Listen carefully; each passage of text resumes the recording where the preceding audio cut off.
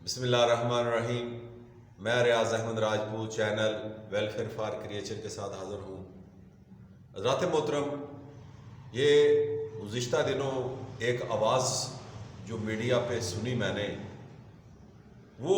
اس نے مجھے جھنجھوڑا کہ میں نے کہا ان لوگوں کو بتاؤں کہ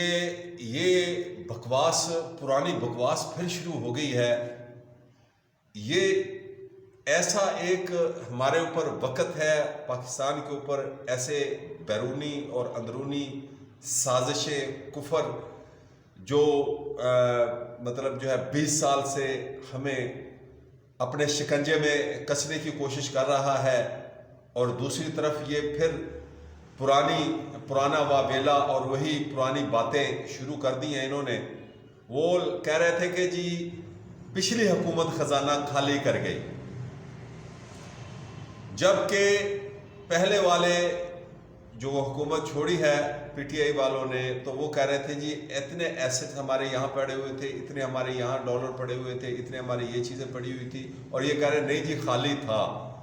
تو اسی طرح یہ سابقہ جو پیپل پارٹی کی اور مسلم لیگ کی حکومت ہوا کرتی تھی، وہ یہی کا ایک دوسرے پر الزام لگایا کرتے تھے۔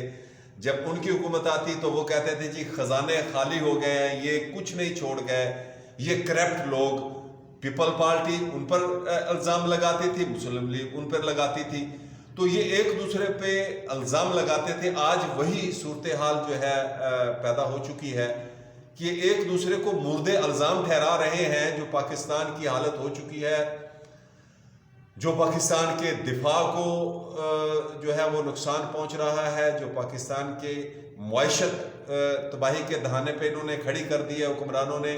سیاستدانوں نے، اور یہ ایک دوسرے کو مورد الزام ٹھہرا رہے ہیں۔ اور آئے دن میں اکثر کہتا ہوں یہ شیطانی جمہوریت نظام ختم ہو جانا چاہیے، یہ MP MNAs کا نظام ختم ہو جائے تو پاکستان بچے گا، ورنہ یہ ایک دوسرے پر الزام، جس طرح جو ہے وہ فوج جو ہے وہ 71 کی جنگ، جو پاکستان دنیا کا سب سے بڑا اسلامی ملک، دنیا کا سب سے بڑے آبادی والا اسلامی ملک تھا، اور اس کے 2 ٹکڑے ہو گئے، تو اب دشمن اس کو 4 ٹکڑوں میں تبدیل کرنا چاہتا ہے، قبضہ کرنا چاہتا ہے، بلکہ اس کے 5 ٹکڑے، اس کے کئی ٹکڑے دشمن چاہتا ہے، اور وہ ان سیاستدانوں کے ذریعے کروا رہا ہے۔ اور بے ایمان جو یہاں پر ہمارے اندر بے دین لوگ ہیں، ایسے لوگوں کے ذریعے وہ پاکستان کو نقصان پہنچانا چاہ رہے ہیں۔ تو یہ مطلب ایک جو پچھلے دنوں پھر کہ جی تحریک عدم اعتماد پیش کریں گے ہم پرویز الہی کی حکومت کے خلاف، تو میں نے کہا مجھے ایک سلطان راہی کا جو ہے وہ ڈائلاگ یاد آ گیا۔ تو ایک لڑکا بتا رہا تھا کہ سلطان راہی نے ایک آواز لگائی کہ یا تو بادشاہی مسجد یہاں سے ختم کر دو، یا بادشاہی سے آگے گامے شاہ کے دربار کے ساتھ جو چکلا بنا ہوا ہے اس کو ختم کر دو۔ تو میں نے کہا یہ کیسے ہو سکتا ہے یار، یہ اگر یہ چکلا ختم کرتے ہیں تو ان کا باپ امریکہ، یہودی، IMF, world bank جن سے یہ قرضے لیتے ہیں، انہوں نے سارا کچھ، ان کا باپ انگریز کر کے گیا تھا، یہ سارا کچھ بنا کے گیا تھا سسٹم، یہ چکلے جو ہیں، تو یہ اپنے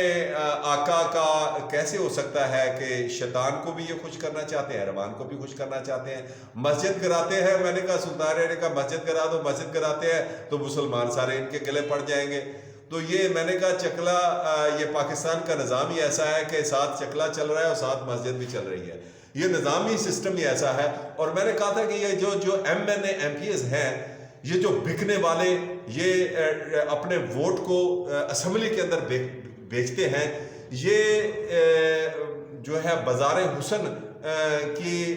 اپنے جسم بیچنے والی عورتوں سے بھی بدتر ہیں یہ ایسے MNA MPAs. اور یہ کنجر خانہ ہے، یہ سسٹم، یہ اسمبلی جو ہے یہ کنجر خانہ ہے، اور اس کنجر خانے کو انشاءاللہ باذن اللہ، انشاءاللہ باذن اللہ اللہ کے ولی آنے والے ہیں، اور وہ اللہ کے ولی اس اسمبلی کے کنجر خانے کو ختم کریں گے۔ یہ ایم پی ایم این اے کا نظام اور سسٹم انشاءاللہ ختم ہو جائے گا۔